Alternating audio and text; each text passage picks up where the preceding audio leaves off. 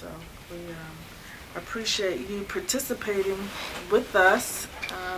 And we have some of you on video, but we may also, because the one aspect of this project is to also do a documentary. So we may want to come back. We'll Sure. see what we got when we did that interview with you. Incidentally, the advanced questions you sent me outline really doesn't fit because it implies I'm a newcomer, that I wasn't here for the first 30 or 40 years. It implies that I started my career in the political arena, which I didn't. I've had 4 careers. Let me start. Well, I mean, they're not going to fit if you ask those questions. I'll try to stumble through them. But yeah, they were sort of more for thought, although one of the questions about starting your career in Atlanta has been because it gets people to sort of say what Atlanta was like then. And so as we kind of look at, so we have a context, because one of the things with young people now, they have no context for what they see to sort of compare what's been built here with what. So there was sort of, to give people a sense about, but I appreciate okay. We'll try. My understanding is you are a native Atlantan. Yes. And maybe your choice of why you stayed instead of moving somewhere else. Yeah, how you decided to make your career. Yeah. Well, I've had 4 careers. See, that's the thing. It Oh. really didn't fit, but Okay. we'll Okay. try.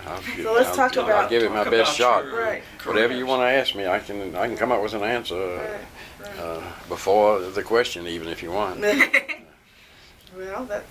What was your first career in the city? It was commercial real estate for 20 years.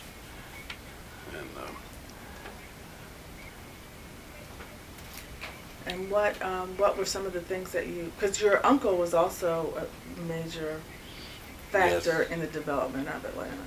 Yes. Well, before that, my father and 2 brothers, there's 3 of them, that were major developers in Atlanta, and there's still many buildings along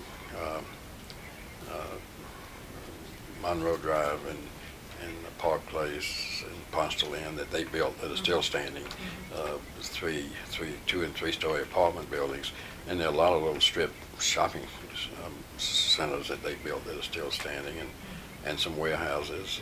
In fact, the warehouse they built on corner of Marietta and Jones, which is now, I believe, Ivan Allen, part of the Ivan Allen Boulevard, was the largest warehouse in Atlanta they built. So they were all 3 together until the war, until the Depression, where they split up.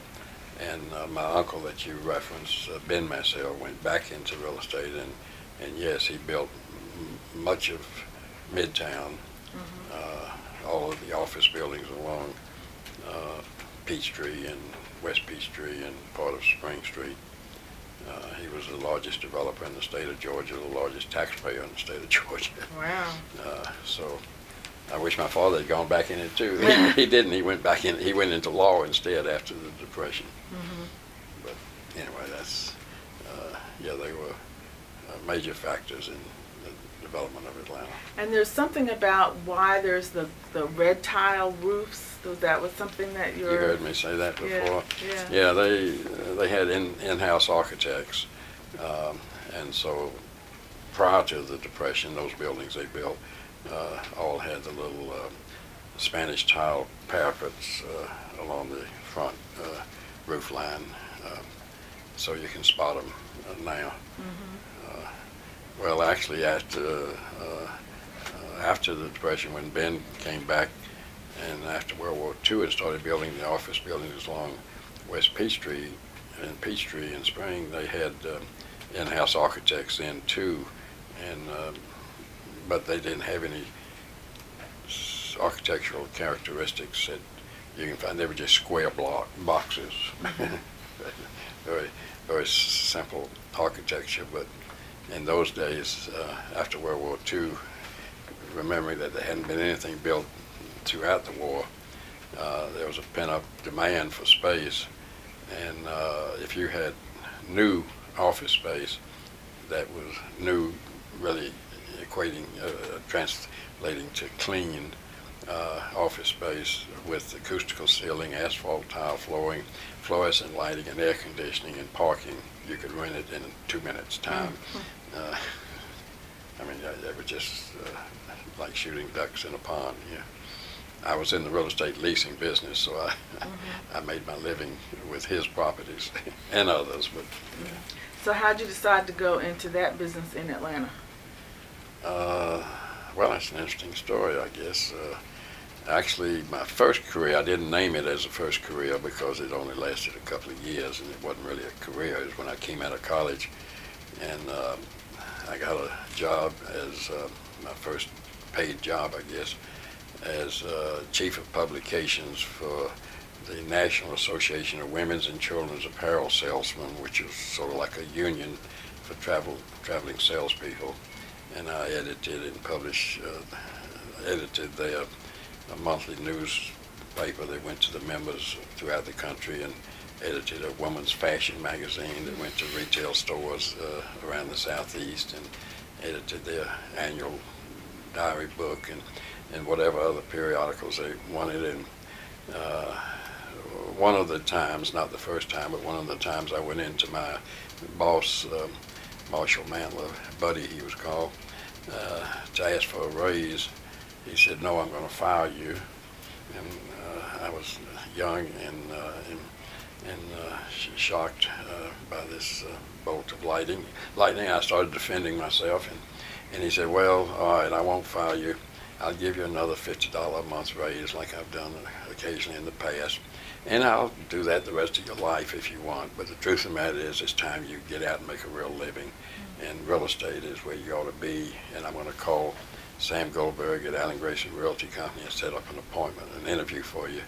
And you go over there and see him." And I did, and took the job. And in the first year, I paid more in income tax than Buddy had paid me in salary. So it was quite a change. But it's, I think, a beautiful story that this guy threw me out like a bird, learning to fly. He's since deceased, but it was very noble.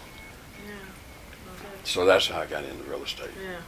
Because, like I said, as you mentioned, my family had been in it throughout my lifetime, and so it wasn't unusual to be attracted to that field. But he's the one that pushed me directly to it. And then there came a time when you ran for office. Yes, actually, I spent 22 years in different elected offices, and part of that while I was still in real estate. When I became president of city council, I was still in real estate, but didn't generate any new activity. Just tried to maintain what I had, and then of course when I became mayor, I sold my interest in real estate. But my first elected office was on the city council of Mountain Park, Georgia, which is a little incorporated town just outside of Roswell, Georgia, about 25 miles, I guess, north of here, with a population of about 200, which at the time was the only city in the United States that we knew of where you could vote and hold office and not be a legal resident. If it were tested, it would have been unconstitutional, but if you were a property owner, you could vote and hold office. And I owned a little cabin up there as a bachelor time, as a place to get away and rest. And they had 2 lakes and a little swimming pool and a little city hall about the size of this room with a potbelly stove in the middle. And the same problems as the city of Atlanta, crime and potholes and water delivery and whatever, but on a little different scale. Had an interesting experience there. I don't know how much you want about my life as we go along, but I'll give you longer answers than you want at first, and then you slow me down. But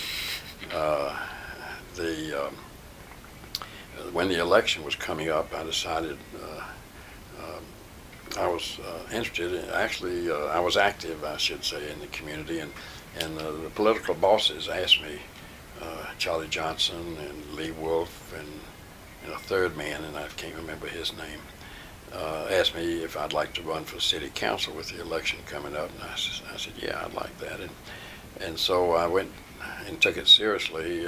Went with my girlfriend, Doris Middlebrooks, who's now Doris Massell, and we went to the clerk's home, Inez Logue's home. She lived there but worked in Atlanta, and started copying down the list of registered voters so I could write them letters and solicit their support.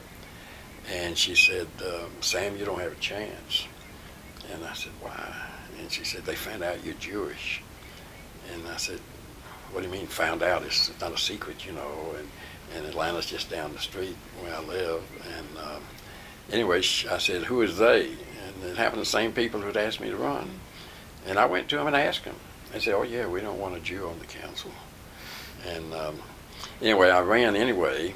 Now the way they ran, you didn't run against or for particular seats, just all the people ran at one time, and the top 5 were elected. There were 8 of us running. I came in 6. It was a moral victory. I was young, I was new in the community, and I did almost win. Fortunately for me, I guess, for my career, about a month later, one of the 5 who did win sold his property and moved to Florida, and the other 4 elected me to fill the vacancy. So I served 2 years on that council. My cabin, incidentally, mysteriously burned to the ground, but so I've been there too a little bit. But anyway, from there, if you want more history, the next job was a member of the Atlanta City Executive Committee, and let me give you a little political history there. It was called the White Democratic Executive Committee. It was a group that ran the primary, and the law then in Atlanta, you should know, different from today, was partisan. You had Democrats and Republicans running for office, but there weren't enough Republicans out of the closet to hold a primary to afford the cost, of the renting the machines and hiring the personnel. So the Democratic primary was tantamount to election. But anyway, the people who ran the election were the members of the executive committee, elected by wards, which are now called districts, 2 from each ward. And there were 8 wards in the city, 16 members. And I repeat, it was called the White Democratic Executive Committee because blacks were not allowed to participate. And 2 gentlemen, African American, A.T. Walden, a prominent, terrific attorney, and Miles Amos, a very successful business person who owned a drugstore on Ashby. And they went to the executive committee and said they wanted to qualify from their ward to run for the executive committee. The executive committee turned them down, and so they went to court. They won the right to run. And of the 16 members of the White Democratic Executive Committee, 15 of them resigned. So it left one wonderful woman, Margaret McDougall, who I didn't know at the time, but I had learned of this, and so I contacted her and said I was interested in running for my ward, and I'd help her find the other people for the other districts and whatever. And we put it all back together. Of course, we dropped the word white. And then I became secretary of that. So for 8 years, I served on as secretary of the Atlanta Democratic Executive Committee. Towards the end of those 8 years, I went to the state legislature with the support of then Mayor Bill Hartsfield, and got the law for Georgia change, for Atlanta change, to provide nonpartisan elections, because I felt that it didn't make any difference whether you're a Democrat or Republican as to how you fill potholes and police the streets and so forth. And so ever since it has been nonpartisan. Then as secretary of the Democratic Executive Committee, it was my job to qualify the candidates who were running for office as they came in, to get them to sign the oath that they would support the nominee, and and get their fee and that they would read the regulations, all the other stuff required. Incidentally, at that time we codified all the election laws. Only time it had ever been done for people in Atlanta that were running for office. It covered the executive committee rules, but also the city laws, the county laws, the state laws, and the federal laws that had to do with anybody running for office in Atlanta. And that book was published in was a Bible for a few years, but the laws change, of course. Anyway, signing in the people, I took it upon myself to try to get support of an initiative I undertook to try to get Muggsy Smith to run for president of the council rather than mayor.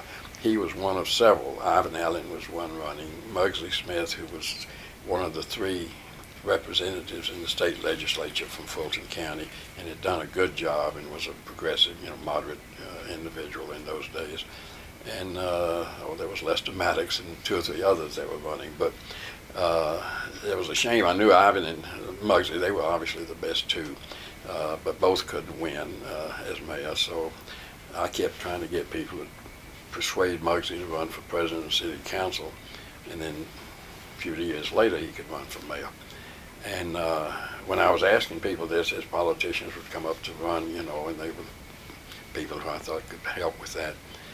One of them that came forward was Everett Milliken, who had been a state senator, the one state senator that we had from Fulton County.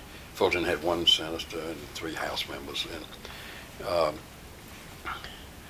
incidentally, I got to give you a bit of history that's so important, completely unrelated. But Everett Milliken, when he was in the state legislature, is the one that put in the law then that no money could be taken out of the Atlanta airport, that all of it had to stay with the airport.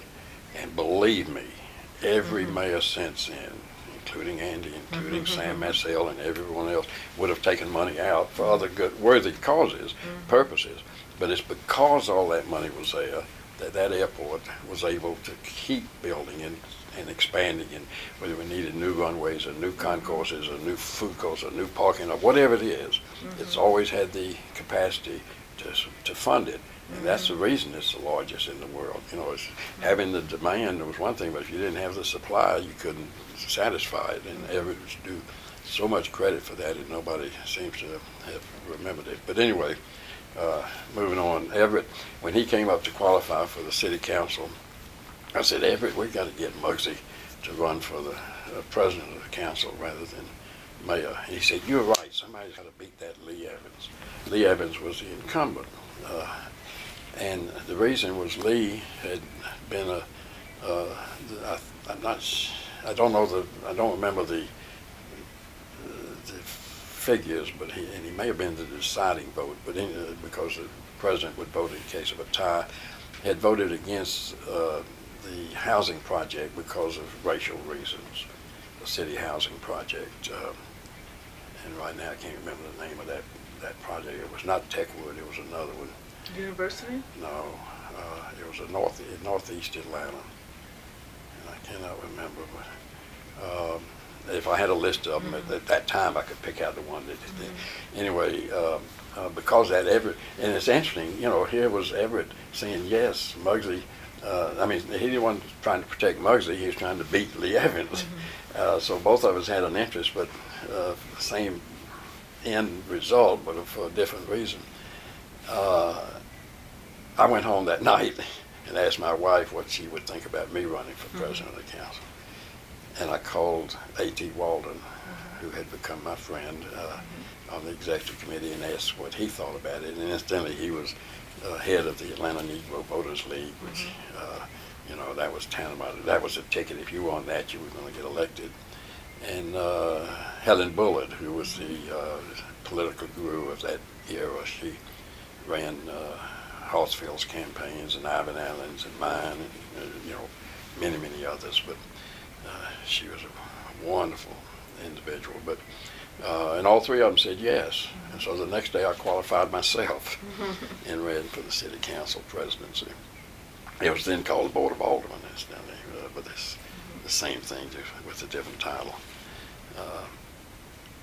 actually, politically, and this is telling on myself, I then got the legislature to add the title vice mayor.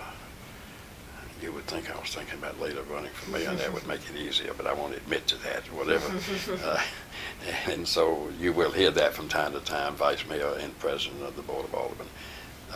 And that remained that way through my 4 years, and then the first 4 for Maynard Jackson after that. And I think that's when the charter was changed, where they did away with the vice mayor pardon and did away with calling the Board of Aldermen back to City Council. Incidentally, many years ago in the 20s, I know you don't want to go that far back, Atlanta actually had a bicameral system, Board of Aldermen and City Council. And hardly any of you children know that. No, I never heard that. Anyway, so I got elected. I ran citywide, talking about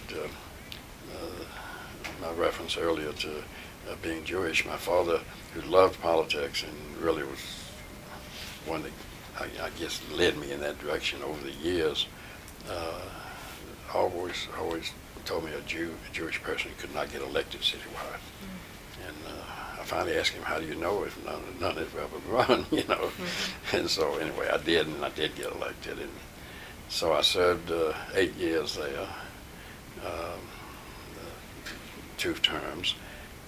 During that time, incidentally, I created the Community Relations Commission.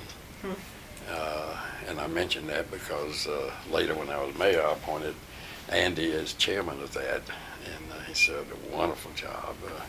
That's his strong suit. Well, he's got many of them, but that's one of them, of bringing people together. And then when Ivan had completed his 2nd term and was not running for re-election, I offered for mayor. Why did you start a Community Relations Commission? Well, it was, I guess you could call it a new tool that was developing around the country that I knew about. I was active as an officer in the Anti-Defamation League and the American Jewish Committee, and both of them were supporting this concept of community relation commissions, or human relations commissions they're called some places. But there was friction occurring. There was surfacing, I should say. There was already plenty of prejudice, but it was now surfacing more as blacks started gaining power and gaining positions of power, like Q.B. Williamson was elected. After I changed, incidentally, this little aside, when I did change the election to nonpartisan, then when I ran for president of the council, 3 known Republicans ran for the city council. Rodney Cook, an insurance man, Richard Freeman, who later became a federal judge, and Q.B. Williamson, who was a black real estate man who was a successful business person. And incidentally, Rodney is the one that ran against me later, and was my main opponent when I ran for mayor. Incidentally, I know I'm rambling a little bit now, but let me point out too, a lot of people have overlooked the fact that when I ran for mayor the first time, I also had an African-American opponent, Horace Tate. And everybody overlooks that fact, even though he had already been elected to the Board of Education. He had a major following in that he was head of the Teachers Guild. He was attractive, articulate, smart. You know, he had everything going for him, but the constituency. And I'm still one that believes the vast majority of people vote along racial lines. And I don't even see anything wrong in that, because it's more likely that people who are black are going to better understand the problems and pressures of the blacks, the same as people who are white, or of whites, the same as people who are Hispanic or of Latins and so forth. But anyway, the black community told him, the leadership, that they said, we don't have enough to elect you, Horace, and we're going to go with Sam. And I don't remember the numbers, but I don't think he got 3% of the vote. It was just pitiful because he was so much better person than what it indicated, the vote result. Rodney was my main opponent, and then of course, so actually in that election, I got in round numbers 90% of the black vote and 10% of the white vote. 4 years later, when the black community had enough to elect the majority registered voters, and Maynard was my main opponent, I got 90% of the white vote and 10% of the black vote. So, and it's interesting because I mean even Jesse Hill, who was the one that took me to lunch at the Kimball House Saloon on Decatur Street during the campaign as it was starting in 1973, and said, "Sam, I'm sorry, but we're not going to support you this time. We're going with Maynard." But even Jesse said, "Look, you've done everything that we could have ever asked for in the black community. Did much more than we ever expected you to do that we didn't ask for. But we've got a majority now, and we can elect our own." And that didn't come as any shock to me, except that at the time we didn't know the registered voters were a majority. They had not been pruned as they're supposed to be, and because of that, in fact, when doing the campaign, when we had a boiler room set up, calling people, every fourth person, it seems like, was saying, "Oh, he no longer lives here. He lives in Stone Mountain." "Oh, he passed away 3 years ago," or whatever. And so it became obvious that then the black registered voter was a majority, and that I wasn't going to win in that second campaign. But anyway, so that I think you asked me a question. I got way off the field. Well, no, this is all very important. I guess we were just talking about how you got more active politically, in the city of Atlanta. I was a transformation mayor.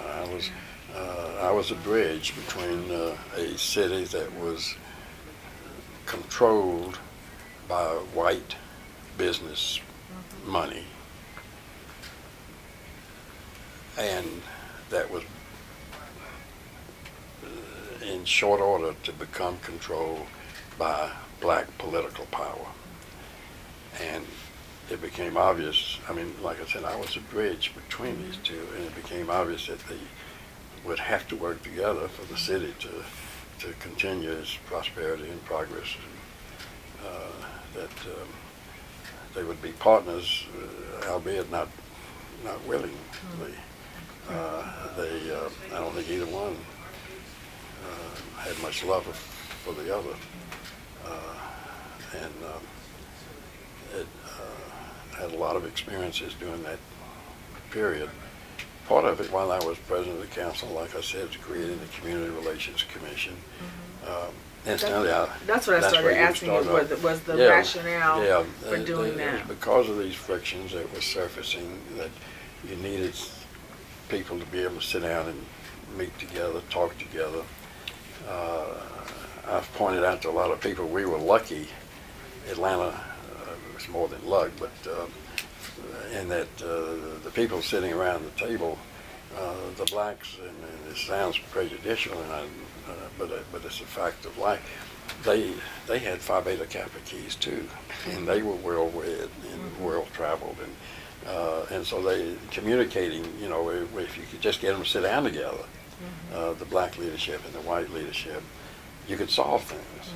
And I repeat, Andy was a champion at that, at bringing people together. I want to tell you a bit more about the Community Relations Commission, an anecdote that is embarrassing but true, sad. When I was mayor,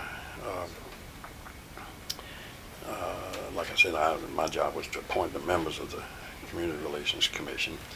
And at every Monday news conference, we put out a news release on the desk of some things that were going to occur that day, be announced or whatever. and one of them was a list one Monday of the people I was appointing to the Community Relations Commission, and I decided to expand its purpose beyond white and black, because there were also frictions with youth. There were also frictions with the senior citizens and their needs, and certainly with the gay community. And so we chose people there. For youth, we found a young high school student who later became a multimillionaire.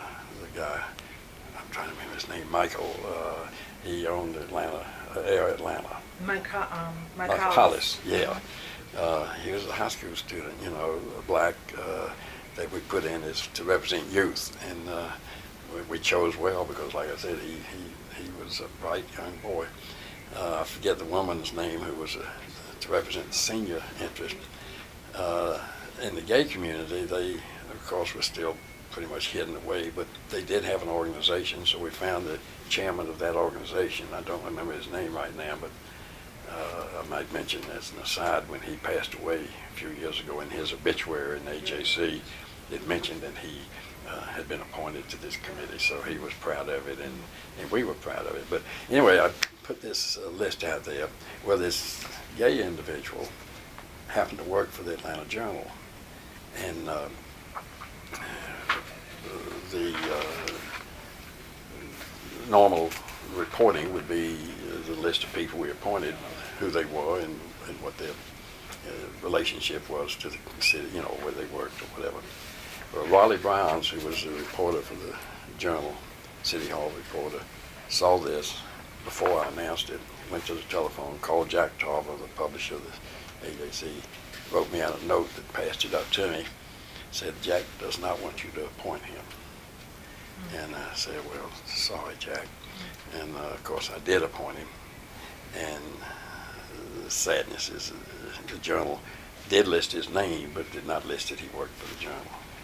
And you see little tidbits like this, and you see how far we've come. I mean, we still got a long way to go, but you can see the prejudices rampant. Anyway, so that was the purpose for the Community Relations Commission.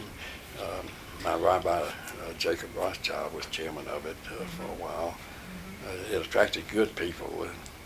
And this time I mentioned the temple that I belonged to.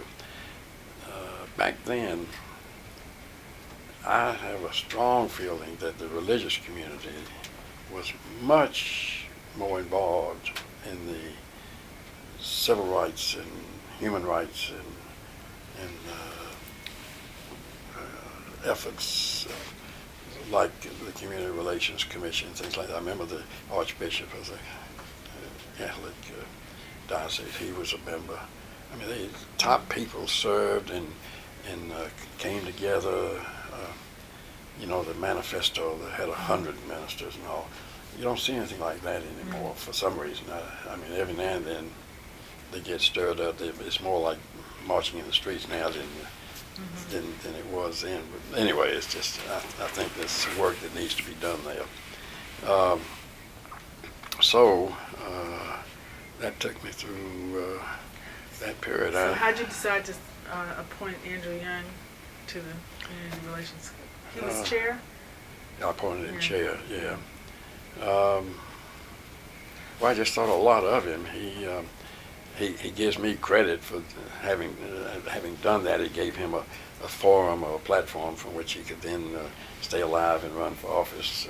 And I was proud to support him when he did run for office, and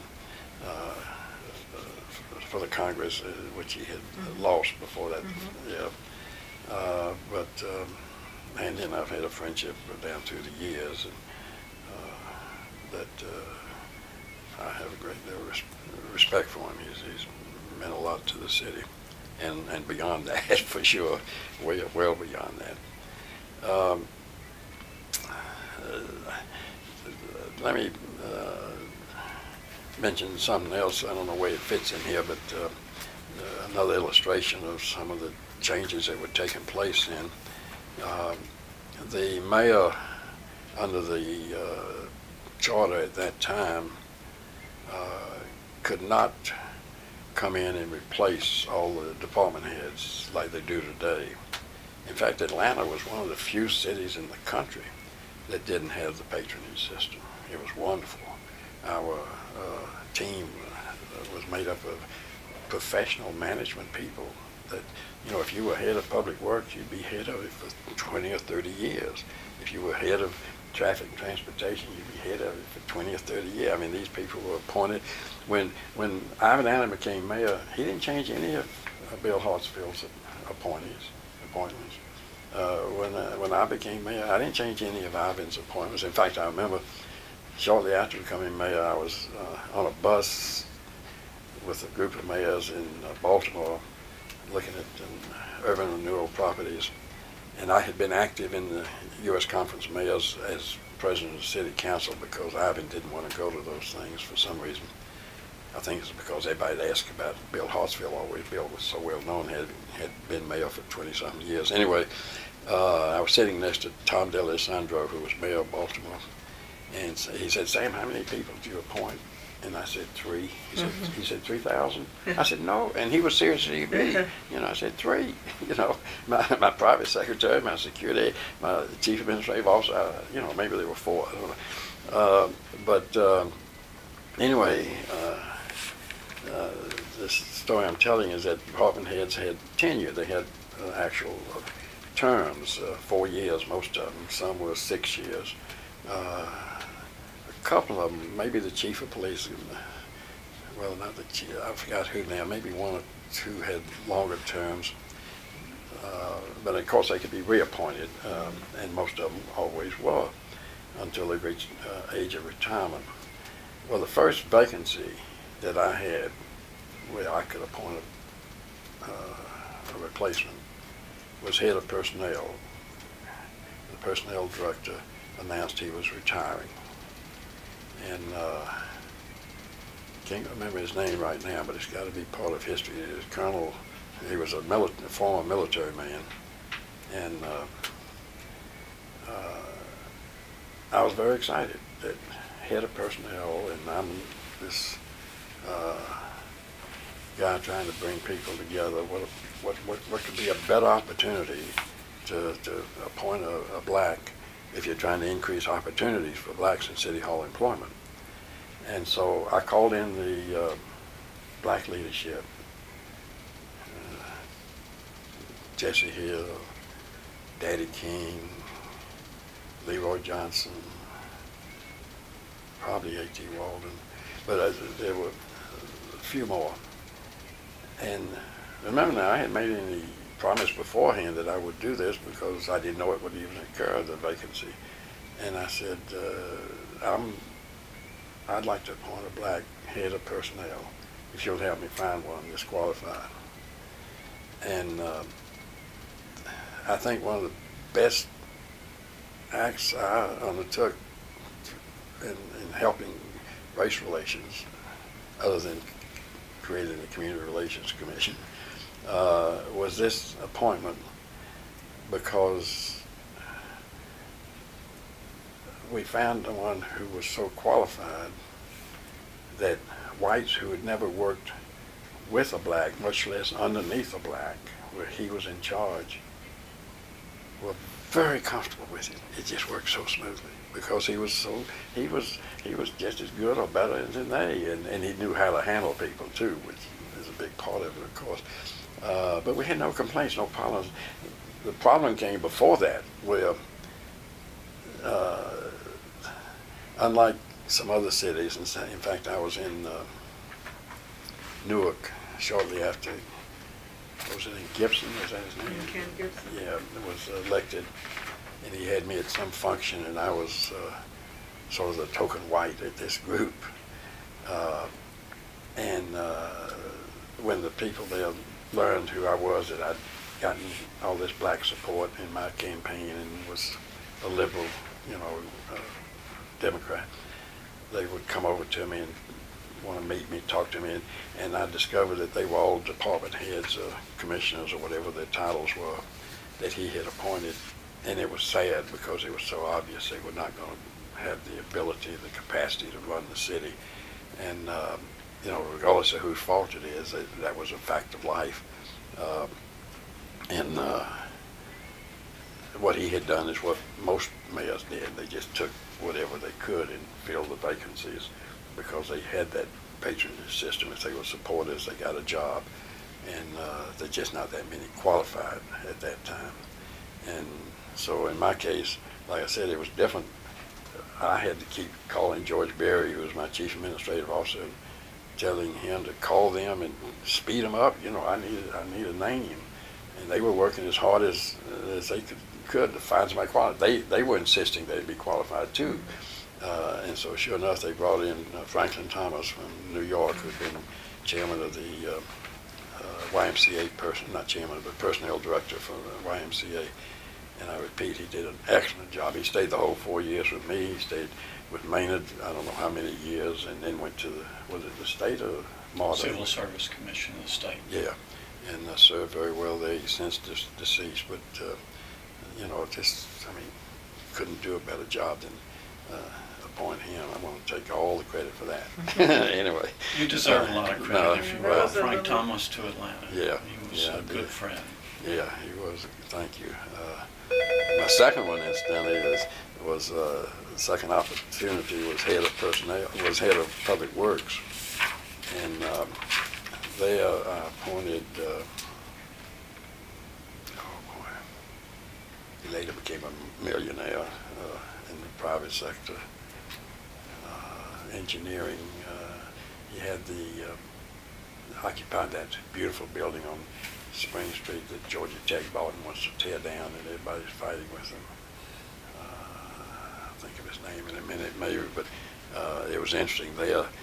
One of the hate letters we got was that you appointed a foreigner. He was from the Virgin Islands, U.S. Virgin Islands. That's where I'm from. Oh, it is, but you're no foreigner. You know that. Yeah. But anyway, he did a great job too. And so that was some of the bridge work. And then you started the affirmative action with the city. Yeah, we set up a quota system within the city and all of its departments. And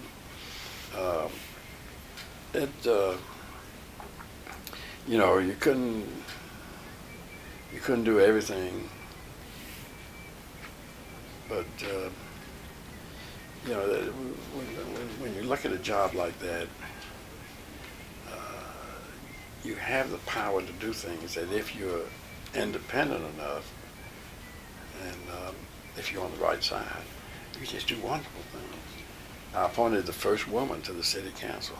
125 years, Atlanta had never had a woman on the city council.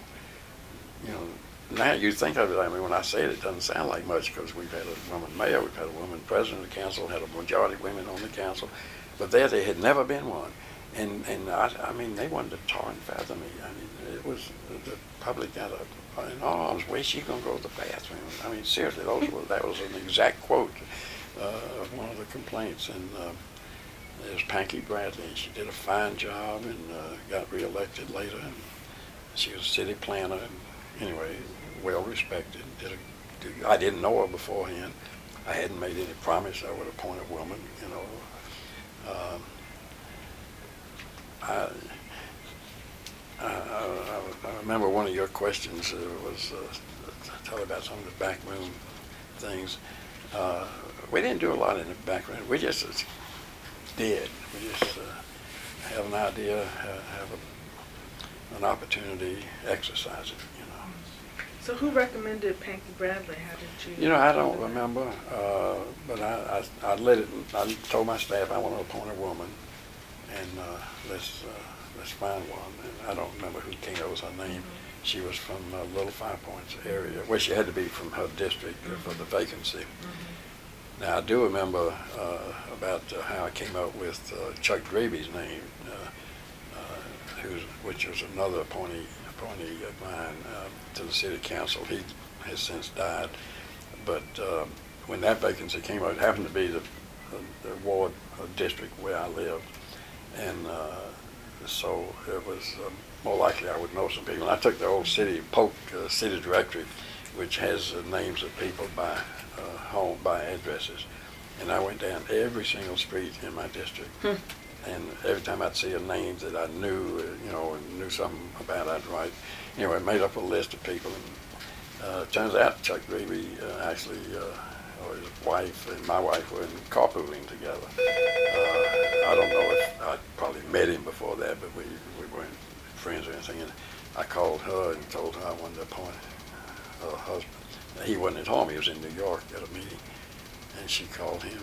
And he was shocked, because. Again, it wasn't any political planning or anything, but he served very well and was reelected several times. And, he married, he got a divorce from his first wife, but he married Gail Dubroff, who had worked in my office at City Hall. So I brought them together too. I hope I didn't cause a divorce, but and then later I appointed a Greek. Again, I thought, the minorities need that help to, to get there the first go around. And that was Nick Lambros, who later became a judge. He's since deceased.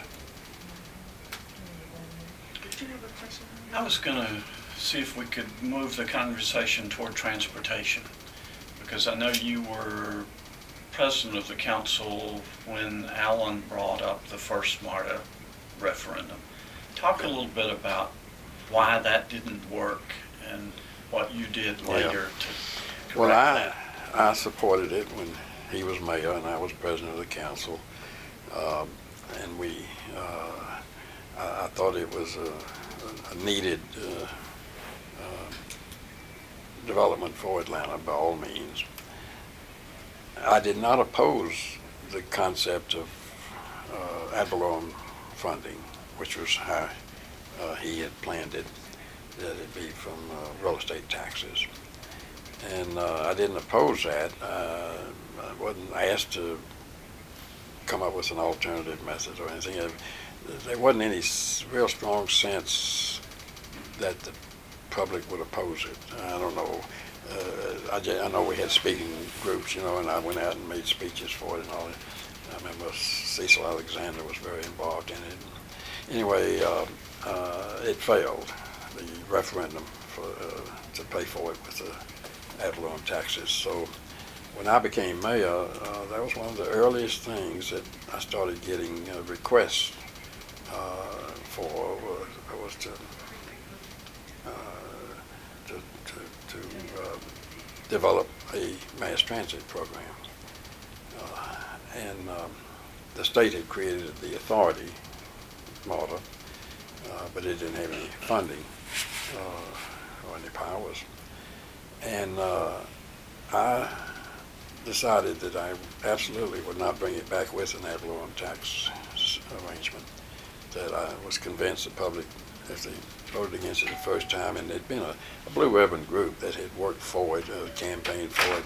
Dick Rich Yeah, and all the usual business leadership, and they had the money for the campaign. In other words, there wasn't something missing. So you say, well, the only thing that, in my opinion, that made it fail was that it was ad valorem tax. So why bring it back with an ad valorem tax again? So that's when I remember the meeting was at the old Marriott Hotel downtown with representatives from the different jurisdictions talking about it. And I remember asking George Berry what the different figures, what would a 1% sales tax bring in, what would some other things like that.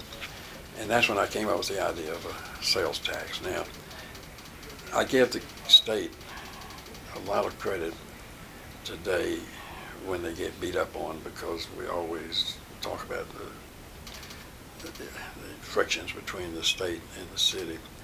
But when you look back at some things, and this is not the only thing, the World Congress Center is another one, but this, in this case, where we got the state legislature to give us the authority to put on a 1% sales tax, is unbelievable. Because back then, the only person that had a sales tax was the state. It was 3%. No city had it. No school board had it. No county had it. No authority had it. No one else in the state had the right to put on a sales tax. And for them to let Atlanta, this bad guy, sinful city and all, to put on a sales tax was a tremendous great breakthrough. Now, it wasn't easy to get that passed.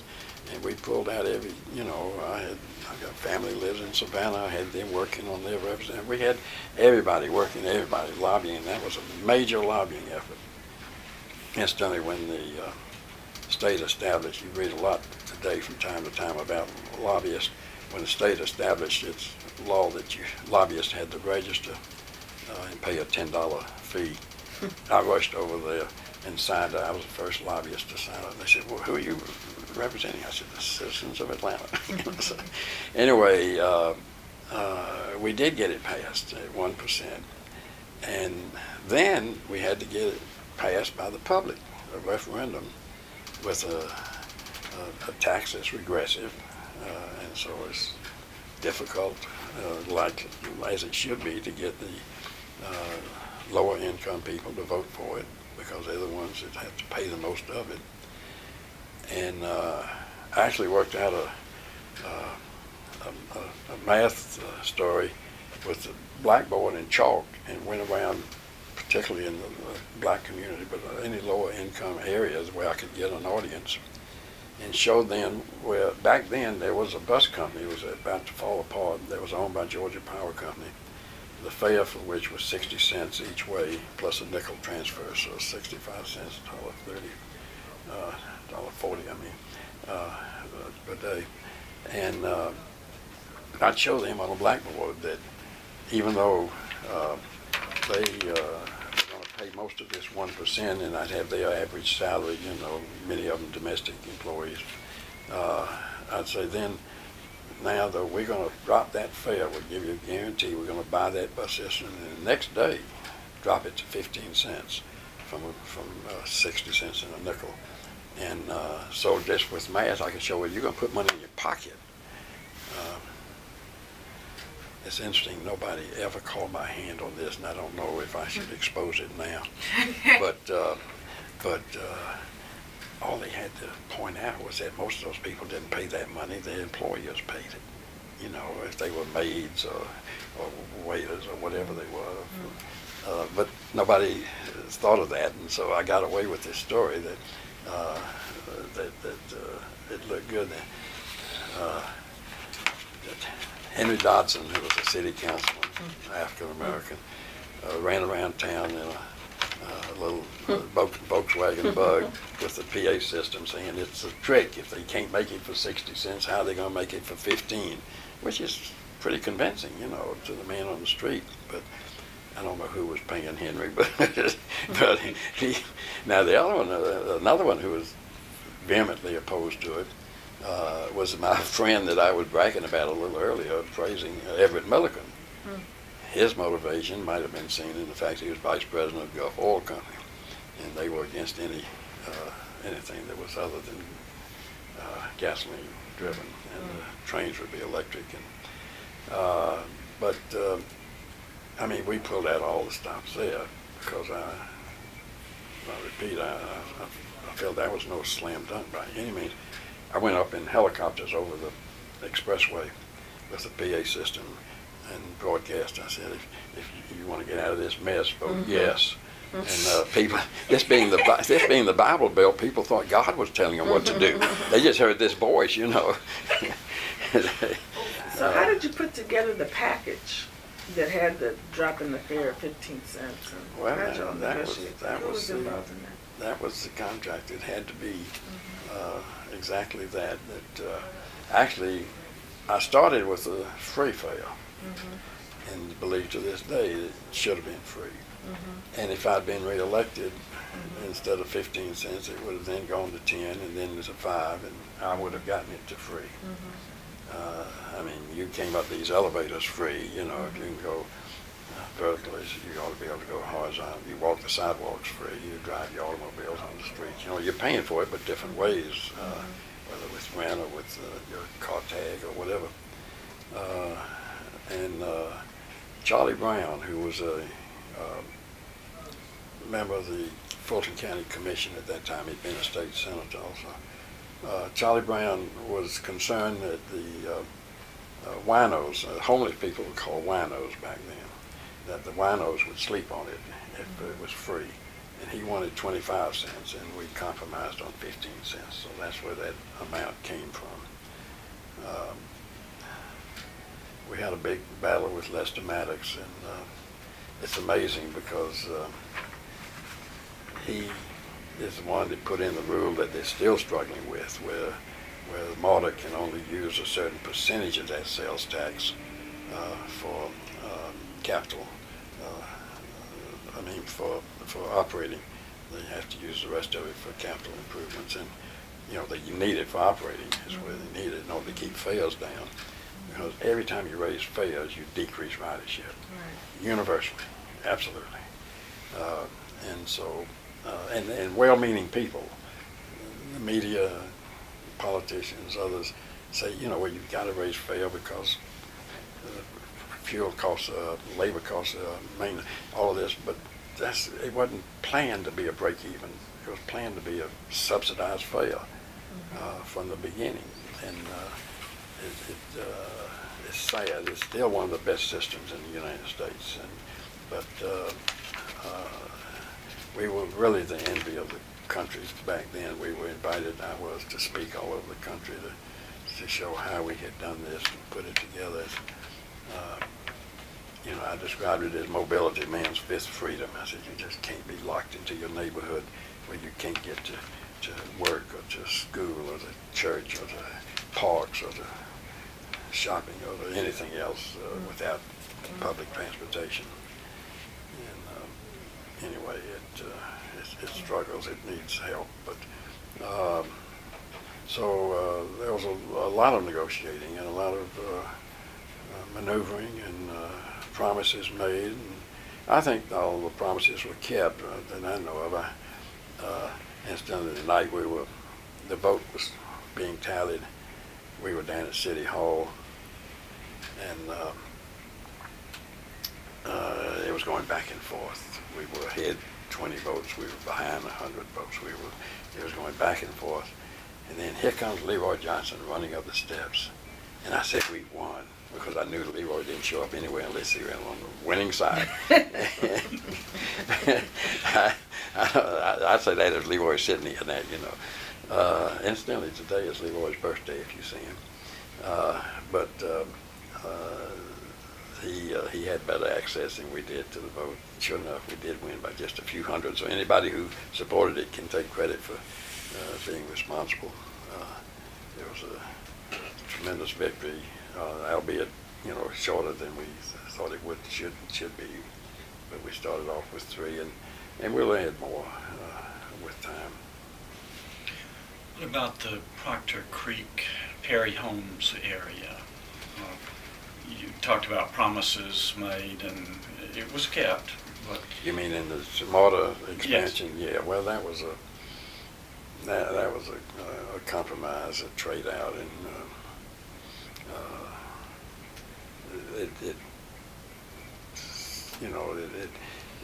there was debate from the beginning and all through MARTA, and still is, I guess, from time to time.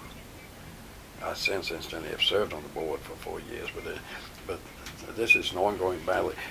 Where should you build the system? Should you build it where the people are, because that's what you're doing, is providing mobility, or should you build it where the people aren't, so you generate development?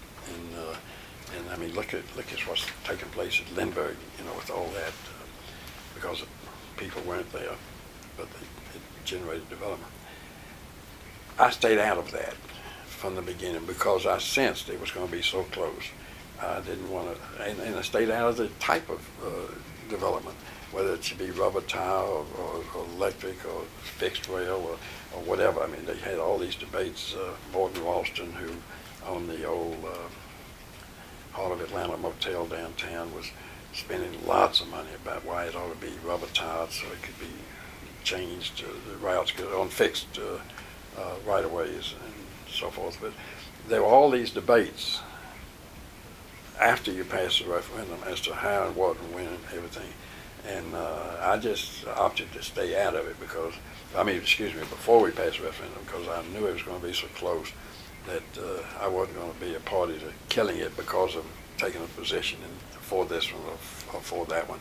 I let them settle at their own level. Instead, as an aside, I remember taking a group of my board members, MARTA board members, to Mexico City to see their system. And I don't remember the exact exchange, but we asked them how long did it take you to build this, you know. It was an amazingly short term. How could that be? Well, the reason is that you're under a different system. If you want to cut off somebody's water or sewer, and he just cut it off, you know, and you know, you don't have to have a public hearing or decide, you know, you got to reroute the sewer line or whatever it is. And so there's, you know, under dictatorship, you can do a lot differently than we could. But the MARTA program, you know, it's just not an easy thing. It's like our airport. That's not an easy thing. You have a problem every day that's bigger than life. Well, what do you think the MARTA means to the city, though? What would we Well, be doing with I that? repeat, it's man's fifth freedom. It frees them from imprisonment in their own neighborhoods without being able to get to work.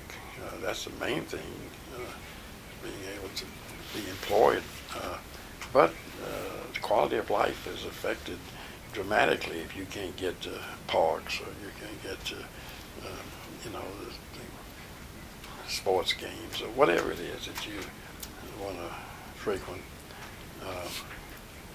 I think it's an absolute necessity to have public transportation. And although now don't confuse it with the streetcar, because we get into an argument there. The idea of a streetcar is not a method of transportation. It has a lot of other benefits, a lot of sex appeal, look good on all the brochures, but it's not going to move any people. It's not going to provide access, and it's going to cost a lot of money, much more. I mean, it cannot possibly come close to breaking even. So anyway, that's another soapbox. And you're thinking about the belt line or? Well, no, I was thinking downtown? mostly the streetcar. The streetcar downtown, you know, from King Center to the aquarium, is a nice tourist toy. It's still going to cost us a lot of money, and it's still not going to move a lot of people. But it's a nice tour. They ought to make it free. They ought to absolutely positively make it free. So it's a real tourist toy. I mean, where people get on it and go back and forth. But bringing it out, the streetcar out to Buckhead would be a deterrent. It would be a traffic problem, not a relief. We don't have parallel streets out here. If this thing's 80 feet long, the streetcar is. If it breaks down, you know, you're in real trouble to get around it. It can't go around parades or an automobile accident or any other problem in traffic that we see. These metal plates, they can't run over. Have you ever seen Peachtree without a metal plate on it? Never in your lifetime, you know. No. And they can't run over these metal plates, the streetcar can't. So it's just a folly. It's not a practical undertaking, in my opinion. But now the belt line, there are a lot of benefits from the belt line that, such as parks and development, that would be important to the city. That's a good idea. As to whether it'll ever have transportation, I don't know. level. I don't know going in a circle if that means anything mobility-wise anyway.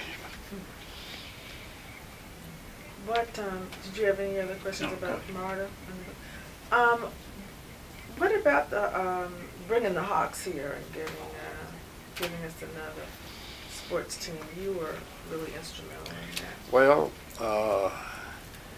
it's interesting.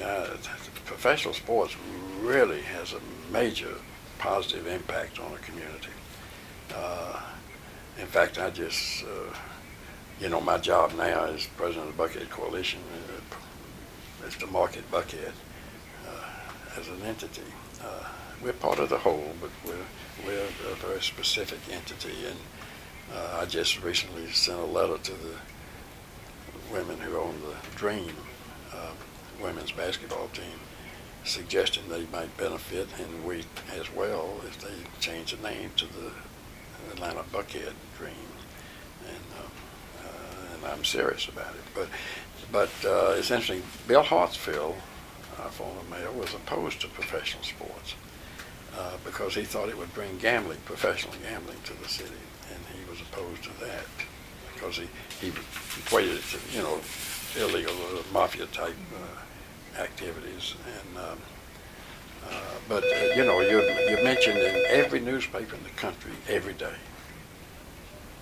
Wow, you can't buy that kind of coverage, and it gives people a relief, comfort that's unequal. My hat's off to downtown Atlanta. It has sports and the government, and Midtown has a cultural life, and we have everything else. But I remember you talked about how the Omni got built. And Yeah,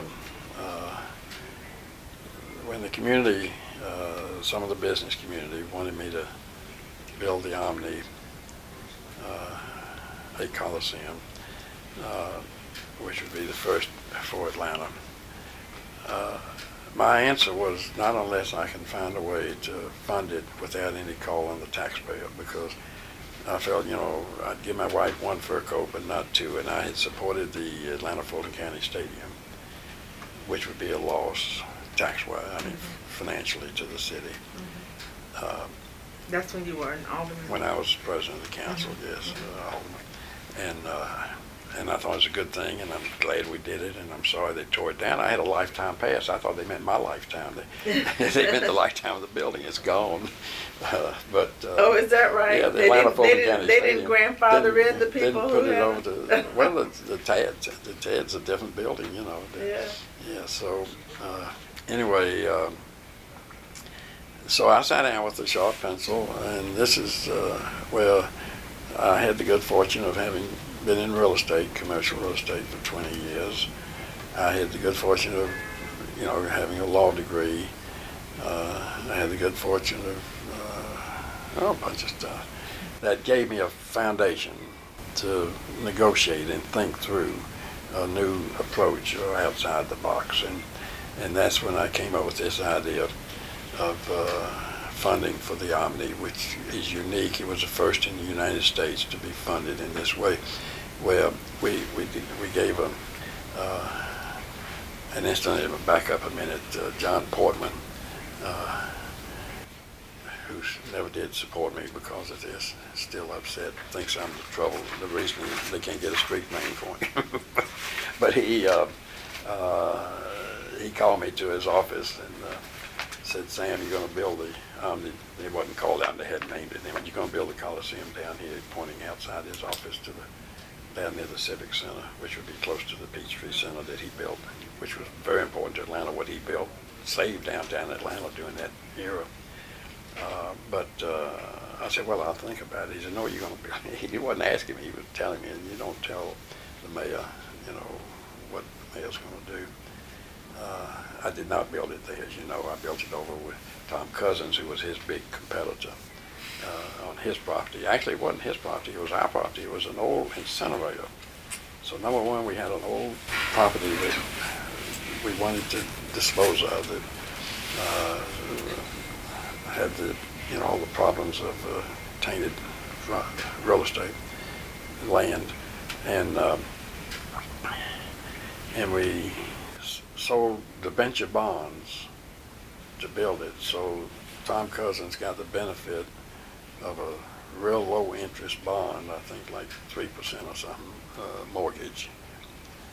And we protected the investment by making him pledge the income that was already being generated by the parking decks that he owned behind the hotel. And so it ended up where, so for the 20 years of the bonded indebtedness, he had to he had to cover his parking receipts would cover the monthly note and the maintenance and the management of the building if we'd never sold a single ticket. So didn't have to be nervous about whether good times or bad times for professional sports. If they never sold a single ticket, the public would not be called on for any tax costs. So that was a good thing that we put together, and it served the city well. It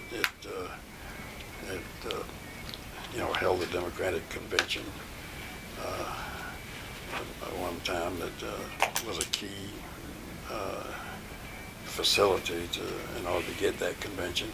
And more importantly is that it played a key role in the Olympics and being able to get that, have that facility. So,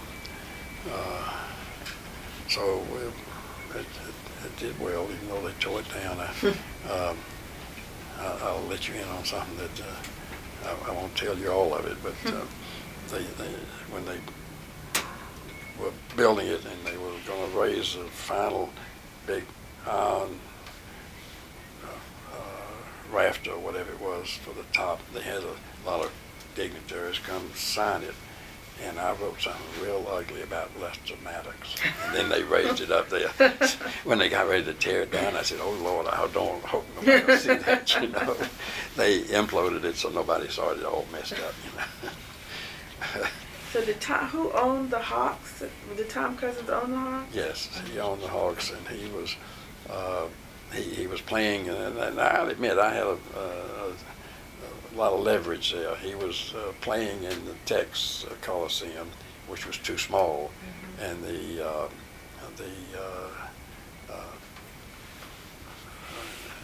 what do you call it, where all the teams belong to the whatever that's called. They told him, yeah, I think, yeah. They said, "You've got to get a stadium, or else we're going to take away your franchise." And so I sort of had a leverage there where he had to have a place. But it was a win-win situation. He came out well. It helped his Omni Hotel, which he had next door, and his parking decks, and the whole thing was good for everybody. I mean, that's when you're really happy, whether you're in politics, or whether you're in real estate, or whether you're in the tourism business, which we hadn't even touched on. I was in that for 13 years. But, when you can get a situation where everybody's happy, where it's a win-win arrangement, then you've earned your keep. How did you get into the travel agency business? I don't need to get off on that, but since you brought it up. Well, all right, I'll tell you a unique idea that next time you have a young man telling you they don't know what they want to do. I didn't know what I wanted to do. I came out of City Hall. I achieved the highest level I could, as liberal as I was. I couldn't go statewide. And so I wasn't going to go back into politics. And I didn't know exactly what I wanted to do. So I got a big sheet of paper about so big that accountants used to use with all the columns in them. And across the top in each column, I wrote something that was of interest to me. Is it a growth industry? Can I work in it without a tie? Could my family work in it? Whatever was of interest to me. Could I capitalize on a public following? Whatever. And you'd be amazed at doing this. I took the yellow section of the phone book, and I read every single category. And that's what's so amazing, the things that you couldn't imagine of businesses. every category. And if it sounded interesting, I've got a big ego. I figure I can do anything. So that wasn't a problem. It was just, what do I want to do? And so I listed, if it was interesting, I'd list it on the left and grade it from 1 to 10 in each column. And then I added and subtracted, do all the things that computers now do right away, which took me a couple of months back then. And I came up with 5 entirely different industries. One of them happened to be the travel business. But I studied these 5 more thoroughly, at the library and whatever, and learned more about them. And went into that and enjoyed it. I would have still been there if they hadn't hired a headhunter to find somebody to run this operation. That was 23 years ago, but I was in that for 13 years. It was, selling dreams, traveling the world. I had my wife worked there, all 3 children at one time or another worked there. We didn't make any money, but we built a big travel agency. In fact, my challenge was to have the most diversified travel agency in the world, where we could do anything. If you wanted a fake passport, I'd get you one. I mean, whatever you wanted that had to do with travel, I could do. And we did. I mean, we did some unusual. We even sold the MARTA pass, even though you don't get a commission for it, but because it was travel. I mean, anything that's travel, we've got it, And we had a lot of people working in and out of there. And so, like I said, I didn't make any money, but I'd still be there if it hadn't been for this. It was. What do you consider your most important accomplishment in this role with the Buckhead Coalition? Or among the top? Yeah. I don't have that answer. I've not sat down to look over the list. I recite a list of accomplishments every year at our October meeting. Maybe I need to go back and put all those together and pick out a few top ones. We publish a guidebook, Buckhead guidebook, which is annual. It's now its, I think, 16th, 17th year. It's 3 books in one: tourism, relocation, and economic development. We don't take any of the money for it. We require the publisher, in fact, to give about $10,000 each year to local charities from the ad proceeds. It's the only book you'll ever see in your life, only publication where it says on the masthead you can copy anything you want, because we want you to copy and disseminate the information. It's a marketing tool, but no other community in the country has one like it. It's a Bible for realtors, for journalists, for politicians. I mean, all of them praise it and brag about it, and it's sold in the bookstores, for $5. And like I said, we don't take. It's not a moneymaker for us because we don't take any of the money. But we're pleased with that. But we just go from one extreme to the other. We were the first place in the country to put defibrillators where the people were rather than on ambulances. American Heart Association said, yes, a wonderful thing. It saved lives if you can get there within the first 6 or 7 minutes. Right. Well, in today's traffic, an ambulance can't get there in 6 or 7 minutes. We've placed 60 of them in Buckhead in churches and hotels and office buildings and all over. We were the first place in the country to put up freestanding 911 emergency telephones other than on college campuses or public highways. And back then that served a purpose, to give people a comfort level and to expedite response time to police and so forth. We had those throughout the community. And we're now placing out dog waste disposal stations throughout the Buckhead community, because so many people walk their pets into neighborhoods where they live in these high rises now, which we didn't used to have, and they don't have yards. But we just, we paid a $50,000 reward, the highest reward ever paid in Georgia, for information leading to conviction in a murder case. And we just do a little bit of everything. We just created a sister community relationship with the island of Bermuda. Mm-hmm. And we sent a delegation over there, and they're coming back here next month, actually. That was an unusual thing. We stay so busy with activities and programs. It's an unusual group of guys, men and women. I was adding last night, we just came out with our new directory, and I hadn't made this count in so long, a new membership directory, and I was checking. we've got 16 women. We limit our membership to 100, and they're all CEOs of major firms by invitation, and in the Buckhead area. So to find any women who head major organizations and who are willing to pay $6,250 a year dues was difficult. But it's interesting.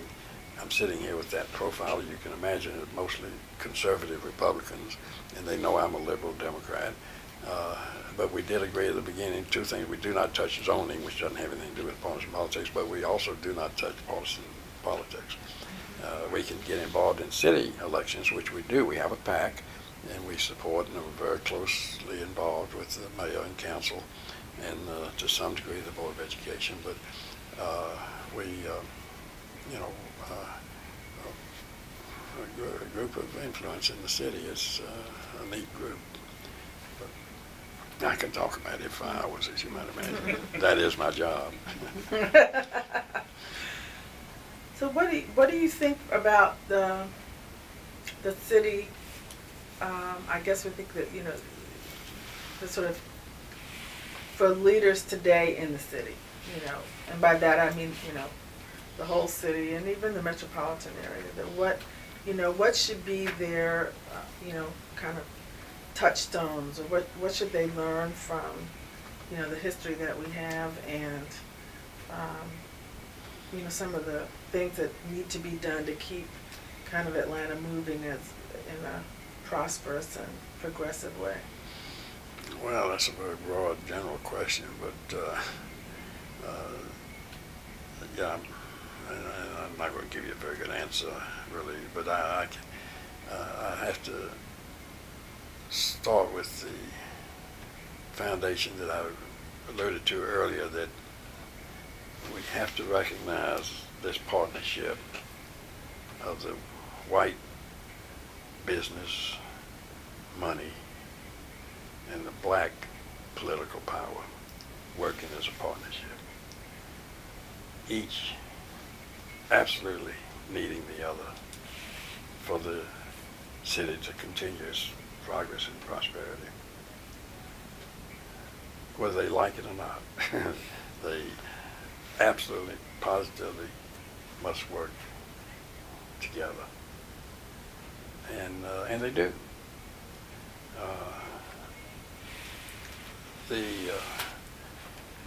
And this will continue for a long time. I think taking note of the Hispanic community is important, because it's going to become more and more important. I spoke to a Latin group recently, and I said, when I was growing up 50 years ago, all the major arteries in Atlanta were named for white leaders. Today, all the major arteries are named for black leaders. 50 years from now, they're going to all be named for Hispanic leaders. They are. You're young enough. Contract, I'll give you a written guarantee. Atlanta, of course, it changed entirely back when I was mayor. Not because I was mayor, but at that time in history was when this all came together, this fusion, this atomic bomb, or whatever you want to call it, where we had to accept each other, kicking and screaming. But that's exactly where we are, and that's when it happened. And we will build on that.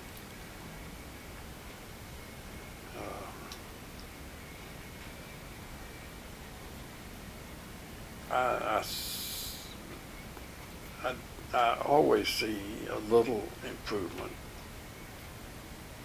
In other words, in spite of some formulas, we do take 2 steps forward and only 1 back.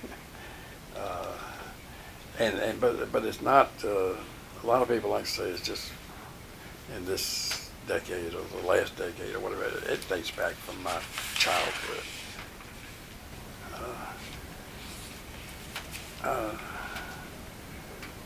I saw the changes, as a child, and I still see more changes, and I will see some, as long as I'm here, occurring that are positive. I know I'm sort of rambling with you in general, but it's just for people to understand each other, to respect each other, they will have to be realistic. And that's probably the foundation for it all. If they put their heads in the sand, or if they a demagoguer trying to paint a picture that doesn't exist, or whatever. I mean, to me, it's very clear. I wish I could articulate it better, but it's got to be this partnership, and it's healthy.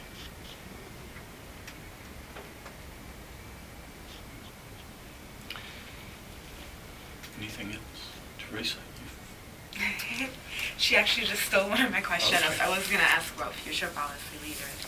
But the only other thing would probably be that since the information we're gathering is a lot about the Atlanta way of life and politics, policy, what happens here, but also where we want to touch on Andrew Young and his policy. And I know you talked about appointing him, but also is there any other stories or things that you can mention about him and your relationship with him? Well,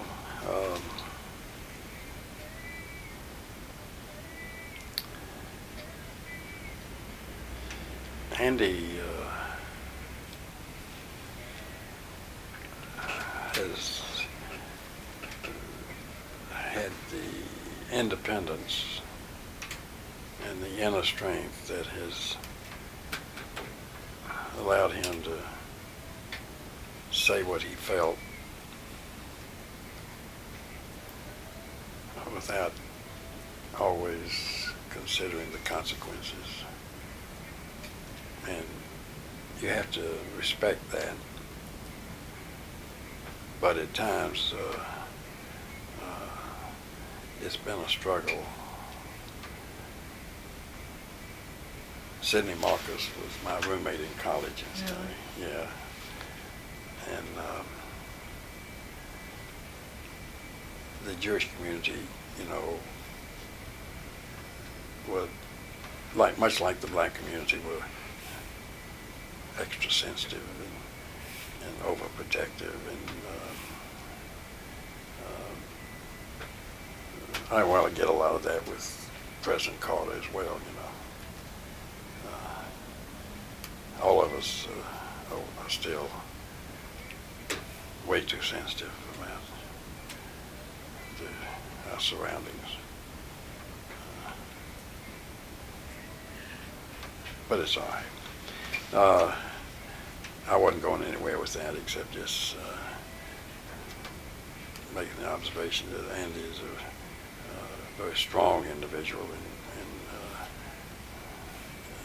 you know, being able to speak out. I admire him for that ability and that willingness and that independence. I've joked on occasion with, you know, I value independence so much I just can't wait till the day that somebody's going to come up to me and say, "You don't remember me, do you?" And I say, "No, I have no earthly idea who you are and don't care." I'm not that independent yet. No, I fake it. I say, you know, I know the face. You know, help me. But he's, you know, he's excellent orator, and so when he gets started, he takes his position and makes it known. And there are probably a lot of instances. You know, I remember sitting with him in one of the hotel rooms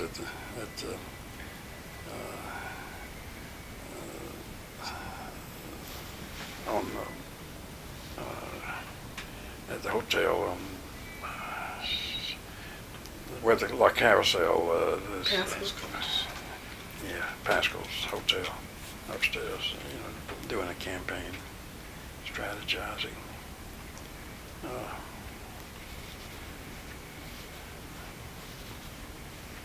He was just always there when I needed him. I believe, I could trust him with a blank check. I know that. I was along his side when he was running for U.S. Senator. When he wasn't running, he kept fighting it. When a group of us were encouraging him along the way. I didn't know that he could win, but I would support him. I've been around him from time to time, different places for different events. And the sad part is I'm not even hiding anything from him. No, right now I don't have any memories that would be of any help.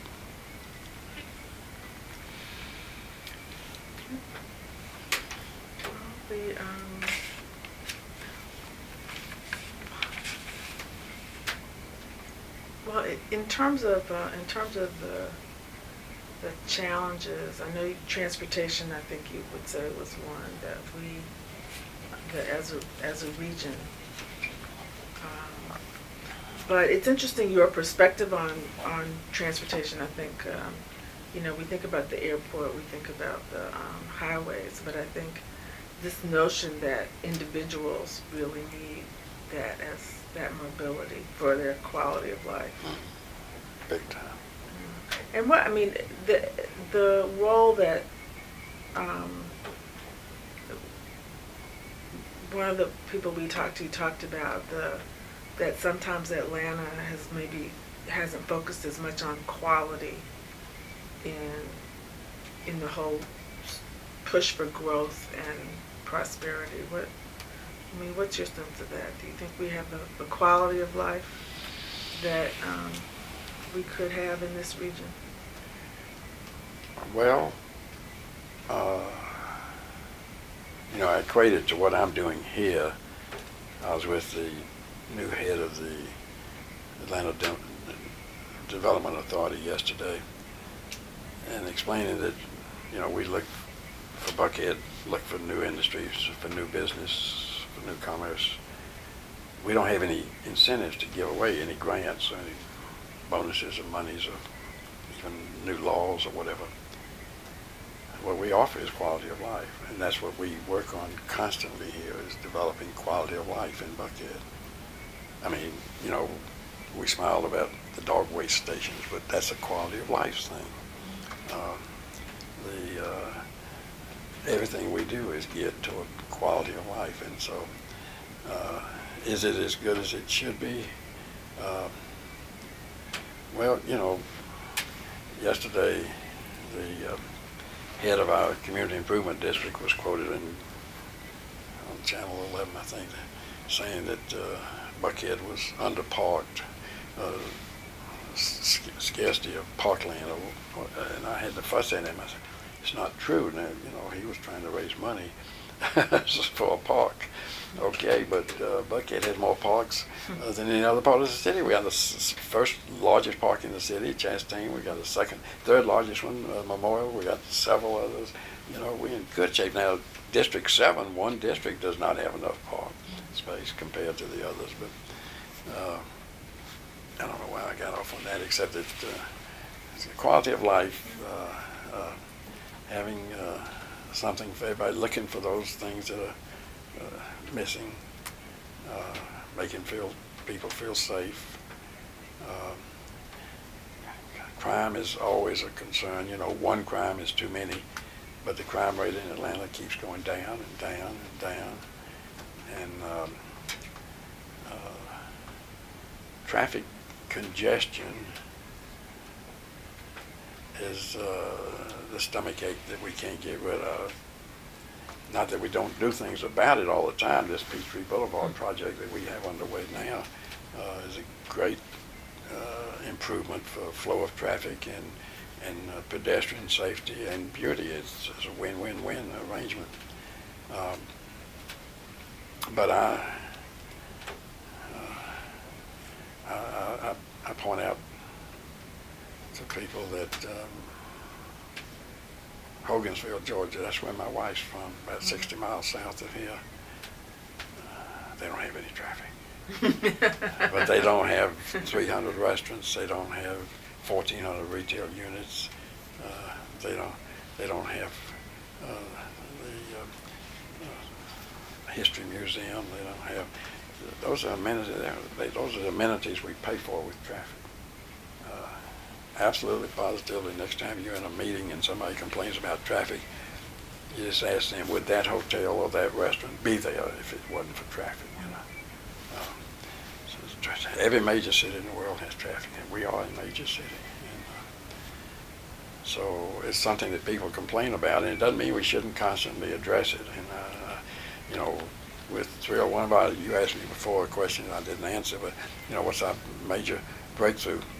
Actually, I think probably two of the most important things we did was, one, 23 years ago when we lobbied successfully for the extension of Georgia 400 through Buckhead, which dramatically decreased traffic on Peachtree and Roswell and Piedmont and all the Lenox and all the major arteries, because it put it on that freeway.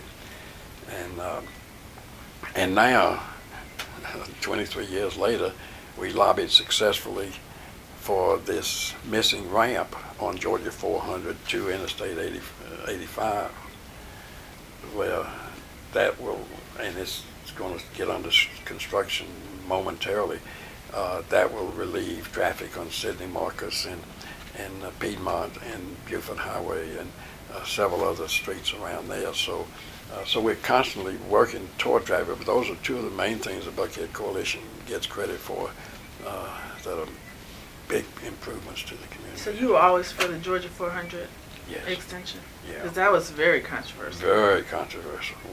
They wanted to, and it took me, I said 23 years ago, it's probably has taken me 15 years to get back in the good graces of the neighborhoods. I mean, they wanted to hang me, and we've done everything in the world to work with them, and now we do have a good partnership with the neighborhoods. There are 44 neighborhood associations in Buckhead, and we work closely with all of them, and we do have grants for them from time to time, for whatever it's worth. But yeah, that was extremely controversial. But those people now appreciate that 400 is here. Yeah, because it was, I think the argument was that it would destroy Buckhead. Yeah. Oh, it was, yeah, they wanted to kill me, absolutely.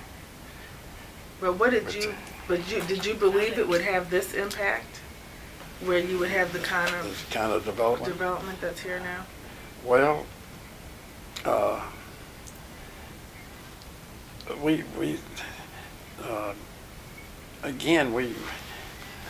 don't know if you saw it, I had an op-ed piece in Saturday's Journal Constitution on the schools. Mm-hmm. But I was pointing out, you know, it was a little embarrassment because I didn't want to insult the other parts of Atlanta, but that Buckhead did not have any cheating. Mm-hmm. And so if nationally this is hurting our image and it's going to adversely affect the growth of Atlanta, it shouldn't affect the growth of Buckhead. Buckhead is still the address of choice.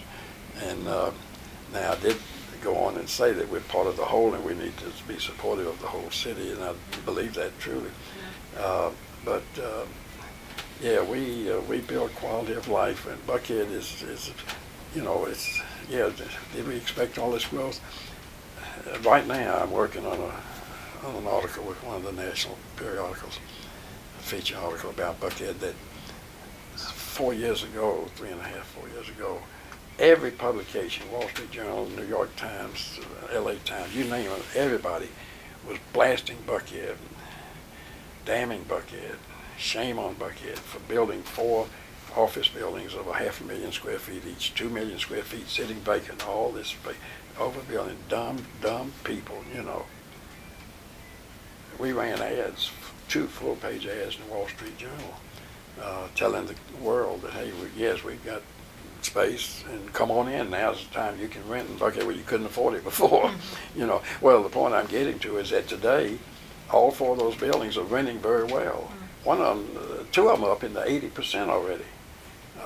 One of them 45 or something, the other than 20 something. But so we're fortunate. We had the supply when this demand comes in. And we were lucky to have those 4 buildings, and maybe not the developer may not have been lucky, but we were lucky to have it. And did I expect all this growth? Yeah, we'll take credit for every building out there. Well, great. Well, thank you so much. Yes, we do need to thank you for your willingness to spend time with us. And Well, I'm glad answer you're our undertaking questions. the project. Thank you. I hope I was of some benefit. And